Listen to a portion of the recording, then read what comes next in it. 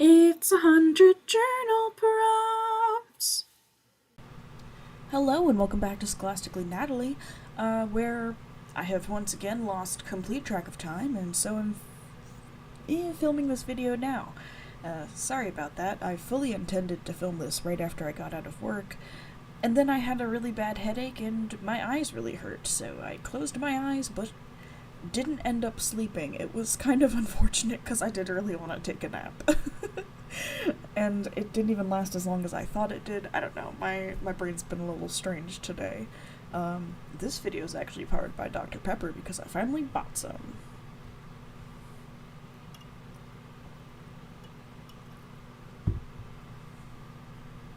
I feel like I already told you that I've gotten this strange habit of pouring the can into a glass and then drinking it out with a straw. Because that way my teeth stop hurting, and I don't know why it took me so long to think of it. Anyways, I did do laundry, which was nice, although it still costs me, how much is it? Like $8 or so a go, which is a little less helpful. But because I had been unable to get quarters for a while, and then I was busy the weekend, I ended up just refilling my laundry basket. So we have more laundry waiting for me. And I have successfully put away a lot of stuff that I had out and organized things. So I hope you all have been, mildly productive this week. Will admit I've been a little bit less productive than I would have liked, but I did finally mail that one package I need to send, and I did finally drop off my rent money, which was important, and I kept forgetting to do it. Anyways, we are continuing on with our journal prompts. I'm not feeling quite creative today, but I am feeling kind of today. I've just had a pretty bad headache all day because I didn't go to sleep at a good time, and that makes my body hate me. So we're on journal prompt number 19, which is about stress. So, what's stressing you out lately? What's been on your mind? Alternatively, how do you deal with stress and what do you do to get rid of it? So, I don't think I've been stressed about too much recently, though I could do with less purchases off of Amazon and other online shopping sites. Goodness, could I do with less of those. The other hand, I did buy some very useful things off of Amazon too. It's a mix. Although, again, I'm so grateful that, TikTok trends are, things that I've been staring at on Amazon and have been, Marshalls and Gabe's, because they are so much less expensive. It's so good. I'm not currently in a position where I am stressed about money. I would just like to save more than I am. It really ends up depending on the week. Some weeks I manage to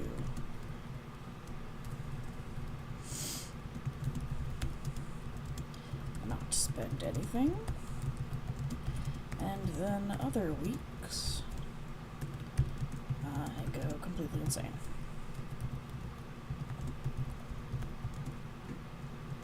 I don't quite understand it,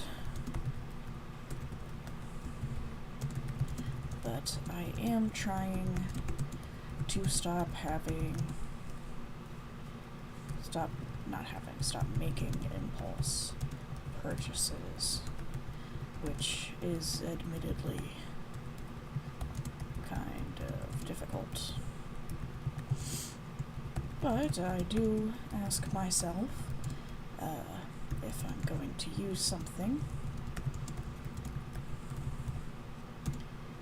or even if I'll still want it. Weeks later. Most of the time, that works.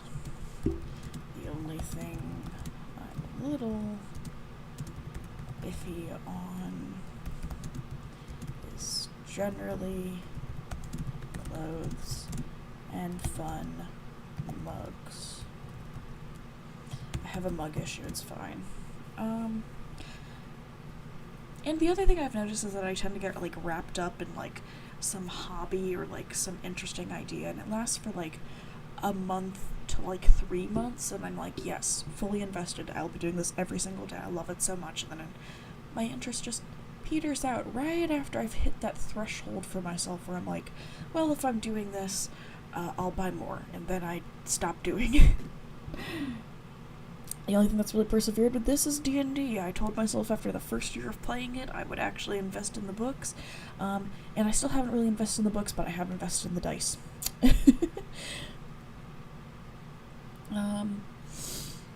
But currently, I am so much less stressed than everything else, but now I am also trying to avoid being stressed because I never knew that it could feel like this, although my shoulders are still tight.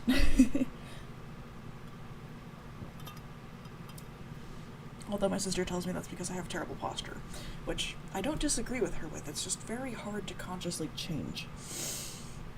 I might have to get one of those posture corrector things. Let's see. To get rid of stress, I generally like to clean, try to hang out with friends, or drink a little. Oops, not like that. Drink a little and watch YouTube or distracting. Nope, that's not the right letter. TV shows.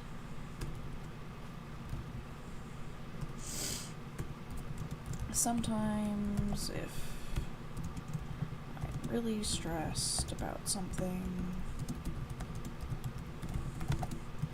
I can't watch my normal YouTube videos because I use them for background noise, and I can't just sit and watch them. Sometimes I'll try to find a craft, but that can usually only be done to chill out, not when I'm actively... Well, that's different from being distressed. Usually I'll try to find a craft to do, and for me I have quite a few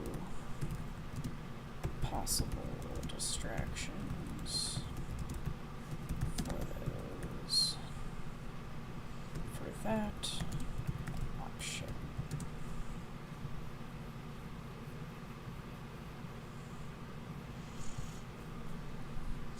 When I'm stressed, I'm not great at thinking, so I often can't do any intellectual lifting, and will lose my motivation to read or write pretty much anything. Okay. Well, that's about what I want to say about stress. Luckily, I'm honestly really not stressed recently, which has been great. Graduating college really made me very, very unstressed.